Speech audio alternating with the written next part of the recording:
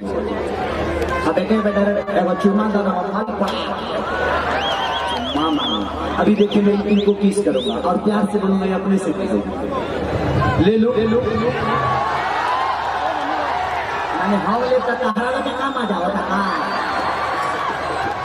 हम ले तो हमारे नहीं आई। लेकिन देखिए इसलिए इनको मजा आ रहा है क्योंकि खेसारी इनके दिल में रहता है, इसलिए इनको इतनी मजा आती है खेसारी दोस्ती करता है। इसी का तो फायदा उठाता होगा। आई लव यू दिल से बोल रही हूँ। कितने लोगों को बोला है?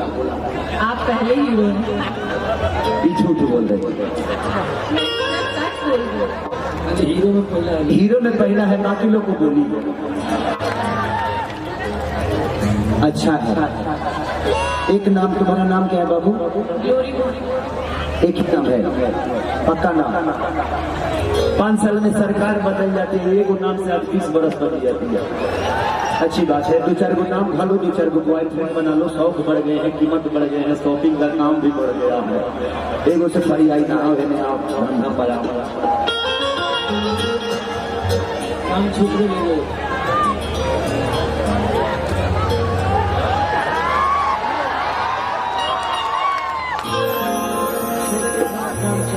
पता नहीं पड़ा लोग और कुछ अभी तो तैयारी कर रही हूँ। लेडीज क्या ये सुहागरात चाहिए, ये मर्द मैं मेरा। थोड़ी देर के लिए देखिए ना पति जी एक चुम्मा लेना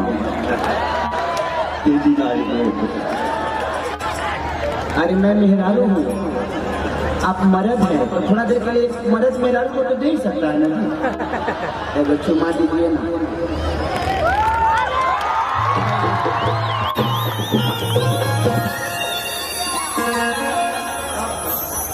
यहाँ से डेंगू वाला मोछा काट के भाग। अच्छा चुम्मा है तुम्हारा, बड़ा मीठा था, महसूस किया कि अरे चारी चारी करी चरपैया कि देखो मुचुकाई करी हैया आ जाइए अपना औकात को। अका ताली बजाई वालो ना है ना सर? इधर का पार्टी तो सुना कुछ कहीं जोर से ना पड़े। एक मेरा सिनेमा रिलीज हो रहा है 13 तारीख को, जिस सिनेमा का नाम है डमरू। बड़ी खूबसूरत फिल्म है, तो जरूर आप लोग मोहब्बत दीजिएगा मेरे डमरू को। एक भगवान शिव और एक भक्त की कहानी है और अश्लीलता से बहुत दूर है। तो अगर ऐसी सिनेमा को आप सब बढ़ावा देंगे तो शायद हर आदमी वैसा ही बनाने का काम करेगा। औरत कहती है आवा कि यही सुहागरात चाहिए, भैया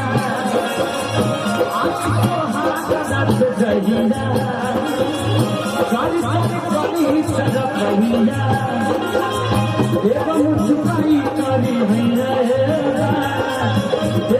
चुकाई करी भैया। अरे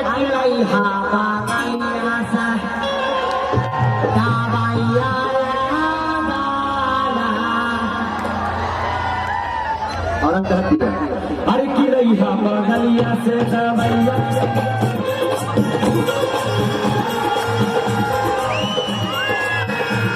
बगलिया से दवैया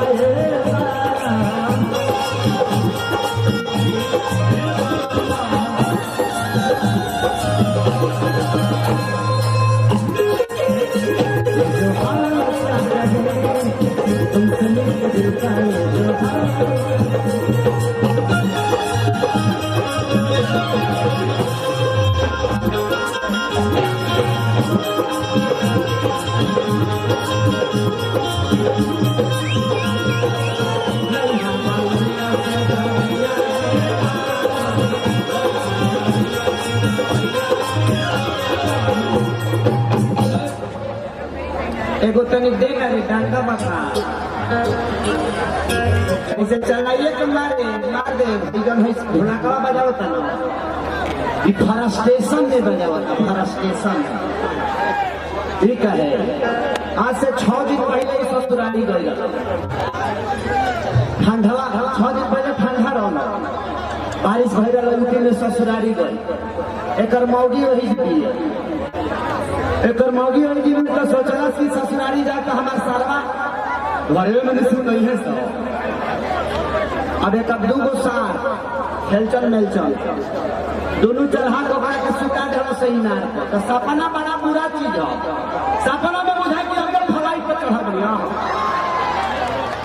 एकदम पहला सीटे पर बाद जैसे सपना टूटल तो पता चला जरे खटिए तो बनी कहा। सपना बहुत अच्छा चीज है, बहुत बुरा चीज है। सपना में बुझा कि 5 स्टार होटल में बैठा बढ़िया ये देखा है एक पेड़ा इधर से जिलेबी रसमलाई होता है। सपना टूटे तो बुझाई कि अभी तो नूनो रोटी रवाना अभी बेचारा सपना में सूत गई उतना के बाद एक मौगी लगे सपना में आ इनार पर सूता कहते ए जी तनी घुसकी ना घुसो करी ए जी तनी मुनी और घुसकी ना घुसो गई। अब मौगी सेक्सी आवाज में बोल रहा ए जी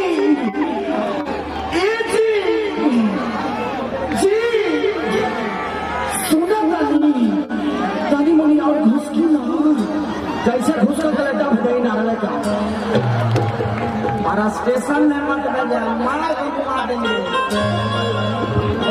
एक घापर भगवान भी अपने घुस गई और क्या कहती है आओ तनी हो पार्टी के आओ हो पार्टी वाला और कहती है कि चढ़ली जब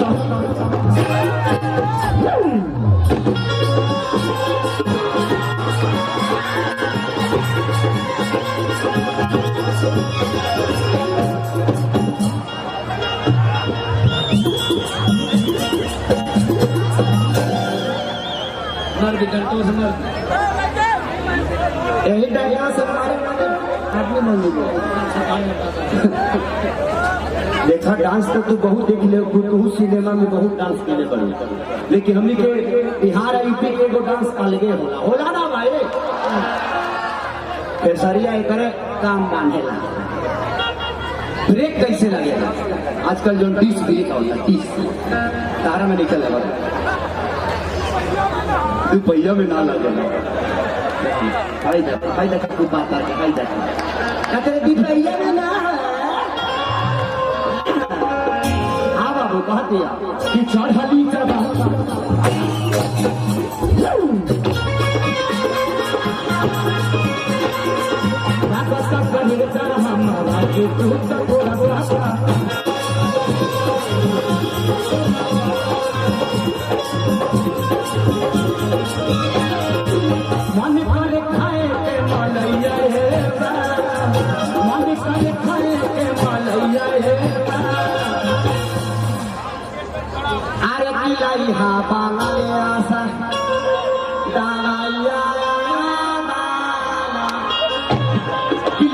बगलिया से दवैया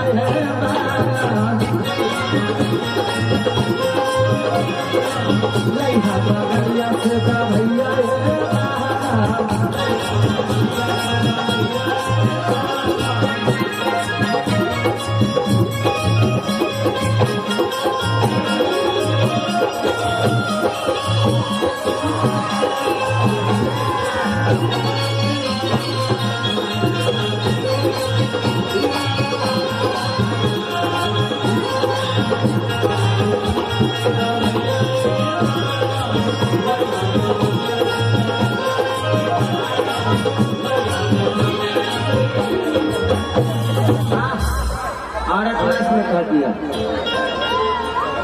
अरे किसैया जात बरे दादी कह के छोड़बा अरे कहती अरे किसैया जात